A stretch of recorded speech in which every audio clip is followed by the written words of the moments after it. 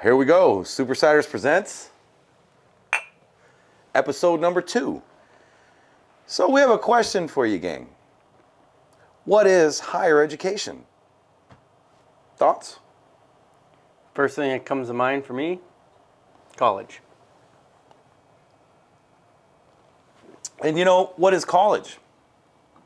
You It kind of leads you down a rabbit hole. typically, it's a university is what people associate. There's community college, and then there's almost like a default idea that you go to a university after that.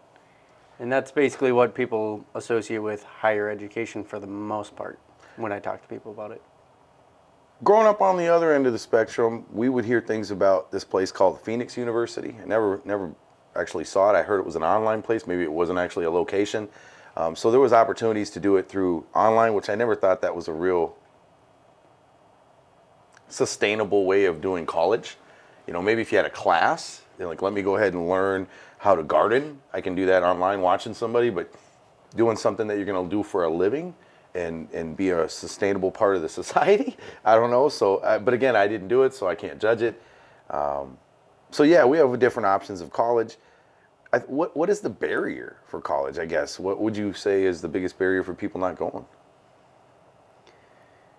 Probably cost is a big barrier if you're not able to get the scores of what they're looking for, whatever university or whatever college. If you don't get the scores that they're looking for, it can be 50 grand a year, 60 grand a year for certain places, even higher if you're going like Ivy League. So, price. I would agree. Price. Time. I think when you said scores, you're speaking on like testing scores and grades. Yeah, like your grades, your GPA, and we don't do SATs out here. That's more of like a coast thing. But yeah, like whatever you can get on your ACTs, stuff like that. And I would imagine if you don't have a good support system or someone to look up to that has done it before, you maybe don't start worrying about that until it's knocking at the door. And it might be too late. You may not have accumulated the funds, got the grants, and then here you are saying, do I go and get into debt or do I not? Right. Yeah, my dad always talks about how his parents never once had a conversation about college or any schooling after the fact of high school. So he never prepared for any of that stuff. He did pretty good on his scoring, but even with good scores, he didn't even entertain the idea of, oh, maybe I'll be going to college. He kind of just figured he would make it on his own some way. Yeah. No, and that's the resilient American way. I love it. That being said, it's tragic because my story is similar. I don't want to get into it, but the same thing where I actually did reach out, didn't get any support, and had the kind of, well, screw it. You know, maybe it's not for me, right? Mm-hmm. Maybe a little frustration, maybe a little spite, maybe a little together. And at that point I said, well, I'll go another direction, kind of same thing. I know I can make it. I've worked since I think I was 12 years old. So I was like, I'll make it work. What I didn't realize is without having the education and the degree on the wall, I'm going to have to work 3 to 4 times harder to make half as much. And the one thing I can't reproduce is time and energy. And once I realized that, I had the oh crap moment and said, I wish I would have, but I'm going to make this work. So what are other options? I mean, higher education, we have college. What else is out there? Yeah, I guess one of the main topics of why we wanted to bring this up was for situations like yourself where someone didn't have that conversation with you and the only thing you know to be is for higher education is schooling. Yeah. Well, what if you don't like school? Some people don't learn that way, especially how things are currently. There's a lot of online schooling because of the COVID and everything like that. So what's your options? You have to go to college to be successful? No. There's different things. There's, the trades. We have a crazy shortage right now in trades, especially in our industry, siding and roofing, stuff like that, where almost every single crew that we have, they're basically begging us to, hey, if you guys know anyone, pass them on. Like, if you have someone reliable, let us know. To be clear, when you say trades, you mean like construction, framing, siding, roofing, plumbing, etc. Plumbing, electrical, all that stuff. Yep. I think if I know correctly, certain of these trades even have really nice unions, where once you Yeah. get in, you not only make a great wage, but you have guaranteed certain things that you won't be mishandled, mistreated, overworked.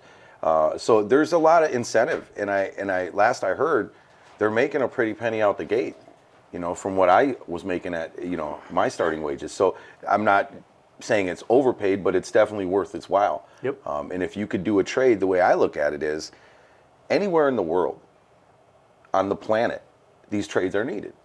And the more that we have infrastructure and we grow and we be, places like Dubai that maybe 50 years ago didn't have what it has today. Well, now there's so much trades that are required. An electrician could go Yeah. gangbusters on these new buildings if they're needed. Like you said, they're And the upkeep of all these existing buildings, because there's so many. So When you you say- basically are never out of a job. And when you say upkeep, the first thing I think of as a Minnesotan is the 35W bridge. Upkeep means a lot. It doesn't just mean saving money, it means saving lives. Right. I love it. So, gang, at the end of the day, getting into the trades means not only making a good living, being valuable and sustainable, which I love saying that word. You probably heard me say it 3 times. And at the end of the day, just being able to have something that you can do anywhere. Yeah. And that's part of the higher education that we're talking about. If you're going in the trades, go in, commit yourself, learn everything that you can about that trade, and don't just think of it as, oh, I'm a sider. No, you get to be able to build these homes so the siding doesn't fail on these, and we're not now having to throw all these home siding into the landfills and all that just because people were wanting to cut corners or they didn't know that it was something that they even had to worry about. Let's touch on that rabbit hole in a minute, because I'm sick of wasted debris and lack of construction building in any product. I'm going to go down a rabbit hole with that. But the one thing I do want to touch on is we said money. Well, I had a thought. If going to higher education as a college is going to cost us, and we have to have these scores as a barrier that may be inhibiting us, well, going to a trade, they don't ask for scores, so I don't want to hear anybody that can't get in. It's more of an attitude and a willingness to learn and a teachability, right? So you typically get paid. You don't have to pay to learn these things. They'll typically pay you. They may not pay you a journeyman or a master's wage, but you still get something. Like an apprentice level, basically. And it's not like it used to be with an apprentice where you went into a blacksmith shop and worked with a guy for 7 years for free, and then he kind of handed his baton to you as he closed up shop. Right. So it just makes me think that is a real viable option for these young people, especially people that want to be hands-on, right? Yep. People who feel like they learn better with being hands-on rather than reading it out of a book. And obviously in anything that you do, you're probably going to have to do some reading if you want to be the best at what you're doing, because you're going to have to study up on installation instructions, all that kind of stuff. But for the most part, where you're going to be doing the real learning is out in the field with your hands. And as a self-proclaimed person that didn't like reading but now does, that saw the light, I just want to throw out there to anybody that felt the way I feel, when you hear reading and you go, ugh, really? I got to read? Yeah, and the value of it is this, to me, and chime in if you will. If you read something and you tell me, that's wonderful, but that's your perception with your filter. I need to get my own eyes on it, my own filter through it, and perceive it my own way, and then we can collaborate together and put 2 peas in a pod and really have the best synergy, if you will. I mean, does that make sense? Yep. So that's kind of my whole thought is, even if you read something or reread something, and it's worth it to learn it again. So I'm all in. Let's cheers to that one. Young people getting in the trades. Let's do it, baby. Then Try not to slurp my coffee. I know I got a mic. you worked the Saints game last night. How'd that go? The Saints game's amazing. Real quick, off camera. Jackie boy, will you take care of the timer? It shut off on us. The Saints game, I tell you what, it was my first time being in the new stadium.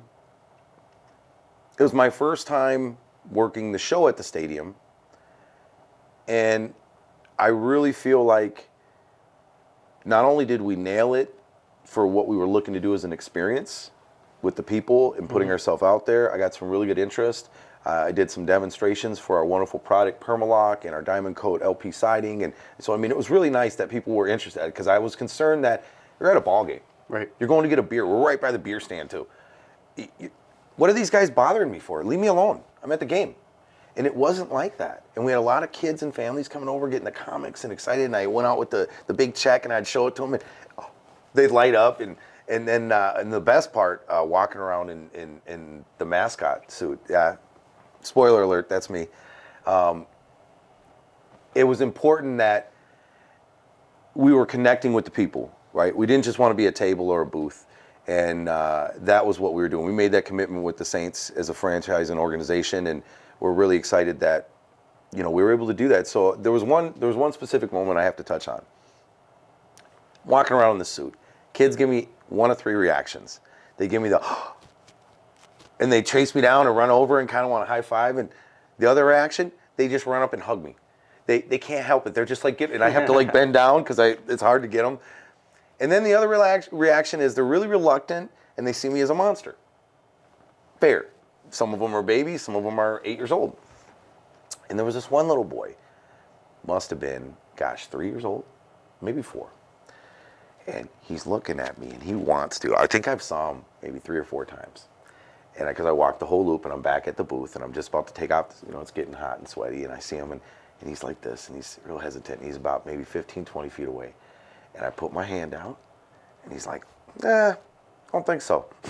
You big, you got a huge head. I don't trust the scenario. And then I get down on one knee, and I put my hand out again, and he comes over, and he gives me like a high five or a pound, and that's all I wanted. And that just melted my heart. It really showed me that connecting with the people is what it's about. Obviously, business and getting jobs is great, but that was wonderful. That was wonderful. Cool. Yeah, it's a cool experience to just be out there, and it's definitely a different working environment. Being able to actually experience that, kind of be under the lights for most of the games too, and get to watch a little bit of the ball game.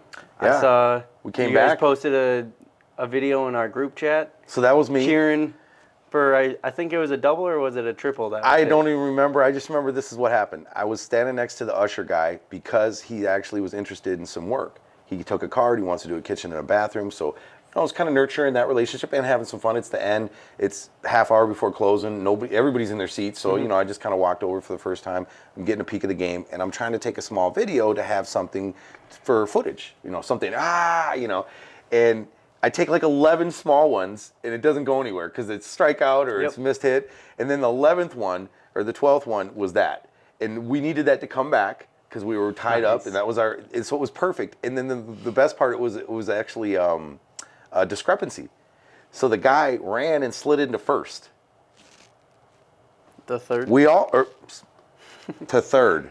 I'm terrible. Douglas isn't a I'm huge not baseball person. He likes to be at the games. I'm becoming a baseball person. And he's sliding into third. And it looked to all of us watching that he might have been out. Our guy, the good guys. And they called him safe. And everybody's like, oh. So it was great. Now we went on a run, got a couple more runs, and instead of it being 1-3 losing, now it's 6-3. We're winning. We win. And at the end of the game, it's hilarious because I'm packing up. 2 guys are walking away. One guy looks over at me and goes, "Did you see that call?" "Yeah." "What do you think? Was he out?" "I don't know. You tell me." I show him the video. It was hilarious because I zoomed in at the last second. You can see he looks to be out, but I said this. I go, "I'm not that close as the ump or the ref. I don't know." And I said, my buddy Tanner always says something. Well, when I ask him, "What was that call? Was that a strike? Was that a ball? What was that?" He looks back at me and says, "What'd the ump say?" So I call it like that. Yep. What was the call? We're not the professionals on the field, obviously.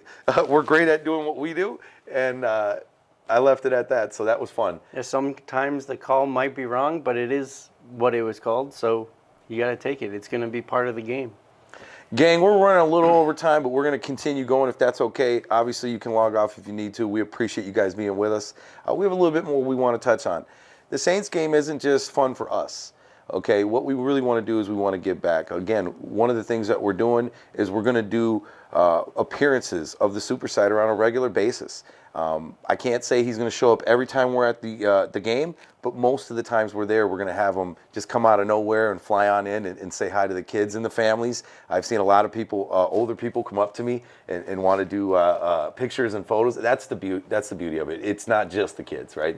And people are giving me like legit hugs. It's pretty cool. One guy was like a tough guy. You know, it wasn't like just an old grandpa or grandma. So it was pretty fun. The other thing that we're doing is we're doing a special, what do we call it? Scavenger hunt. Thank you. Yeah, so the scavenger hunt, we hide one of our morality coins around the ballpark, and it's just a silver coin about the size of a $50. Get mine out here. Right.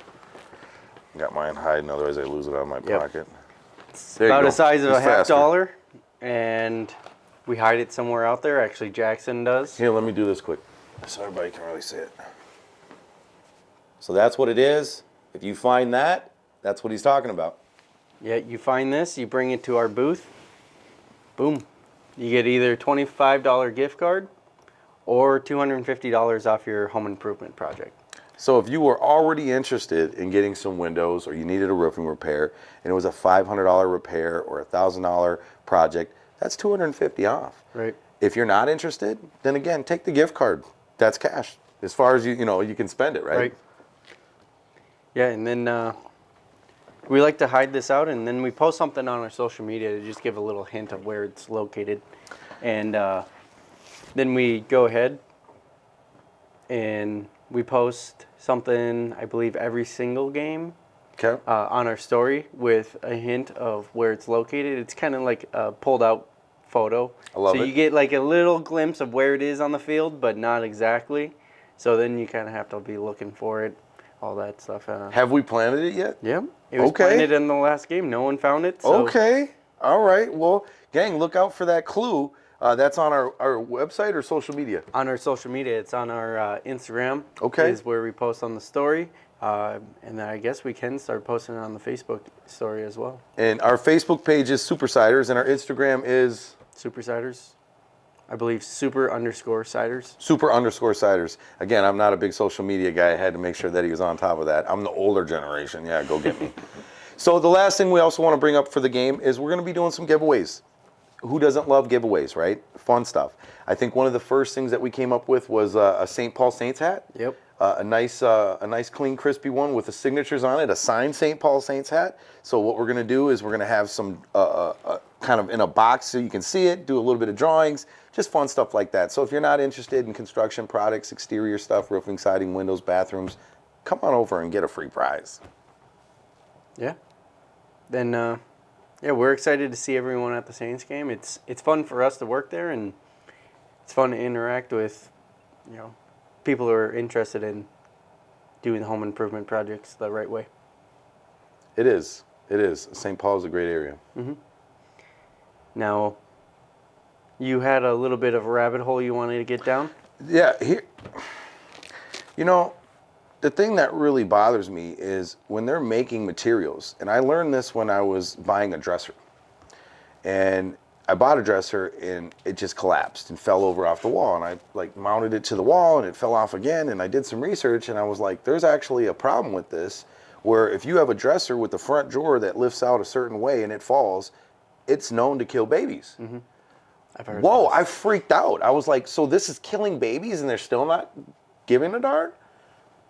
And I'm not going to name the place I went to, but it's pretty large with 4 letters, right? So everybody knows what I'm talking. I was just like, I was appalled. I really was. And we have a place over by our showroom here, our virtual showroom, an Amish furniture store. That's my next place. I want to go somewhere where it's crafted. I'm going to spend 8 times the amount, but I'm going to get 10 times the value. Right. I'm okay with that. So that's one thing. Another one, what do we put on for roofing more than anything? What material? Asphalt. Asphalt roofing, a petroleum base on your house, in your yard, running off your gutters and your downspouts. the package, let me just say this one more thing. It says on the package, this material is known to cause cancer in the state of California.